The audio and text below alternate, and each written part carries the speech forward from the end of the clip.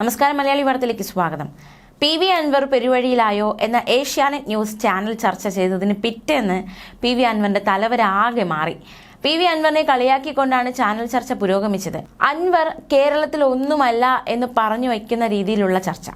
എന്നാൽ ഒറ്റ ദിവസം കൊണ്ട് ജനകീയ സമരത്തിലൂടെ അറസ്റ്റ് ചെയ്യപ്പെടുകയും PV അൻവറിന് വീരപരിവേഷം കിട്ടുകയും ചെയ്തു. കോൺഗ്രസ് നേതാക്കൾ അൻവറിന് പിന്തുണയ്ക്കായി മത്സരിക്കുകയാണ്. PV അൻവർ MLAയുടെ അറസ്റ്റിലെ സർക്കാരിന്റെ ഉദ്ദേശശുദ്ധി ശരിയല്ലെന്ന് KPCC president K Sudhakaran MP പറഞ്ഞു. പൊതുമുതൽ നശിപ്പിച്ച കേസിന്റെ പേരിൽ PV അൻവറിന്റെ വീട് വളഞ്ഞ് ഭീകരാന്തരീക്ഷം സൃഷ്ടിച്ച അറസ്റ്റ് ചെയ്യേണ്ട രാഷ്ട്രീയ സാഹചര്യം എന്താണെന്ന് K സുധാകരൻ ചോദിച്ചു. പൊതുപ്രവർത്തകനും MLAയുമാണ് അദ്ദേഹം. പിടികിട്ടാപ്പുള്ളിയല്ല. അറസ്റ്റിന് പോലീസ് അമിത വ്യഗ്രത കാണിച്ചു. CPM സമ്മേളനവുമായി ബന്ധപ്പെട്ട് റോഡ് അടച്ച് സ്റ്റേജ് കെട്ടിയപ്പോൾ അന്ന് കേസെടുക്കാൻ മടിച്ച പോലീസിന് പാർട്ടി സെക്രട്ടറി MV ഗോവിന്ദൻ ഉൾപ്പെടെ കണ്ടാലറിയുന്നവരുടെ കൂട്ടത്തിലായിരുന്നു. അന്ന് പോലീസ് കാണിക്കാത്ത ആത്മാർത്ഥത അൻവറിനെ അറസ്റ്റ് ചെയ്യാൻ കാണിച്ചിട്ടുണ്ടെങ്കിൽ അതിന് പിന്നിലെ ഉന്നത രാഷ്ട്രീയ ഗൂഢാലോചന വ്യക്തമാണ് എന്നാണ് K സുധാകരൻ വ്യക്തമാക്കുന്നത്. നിലമ്പൂർ ഫോറസ്റ്റ് ഓഫീസ് തകർത്ത കേസിൽ PV അൻവർ ഒന്നാം പ്രതിയാണ്. ജാമ്യമില്ലാ വകുപ്പുകൾ അടക്കം ചുമത്തിയ കേസിൽ അൻവർ അടക്കം 11 പ്രതികളുണ്ട്.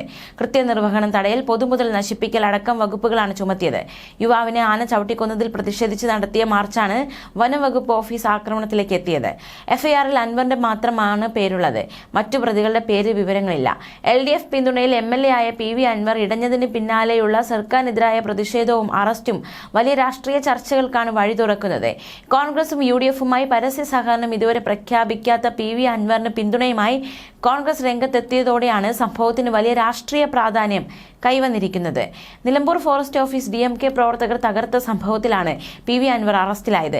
രാത്രിയോടെയാണ് അൻവറിന്റെ ഒതായിയിലെ വീട്ടിലെത്തി നിലമ്പൂർ പോലീസ് MLAയുടെ അറസ്റ്റ് രേഖപ്പെടുത്തിയത്.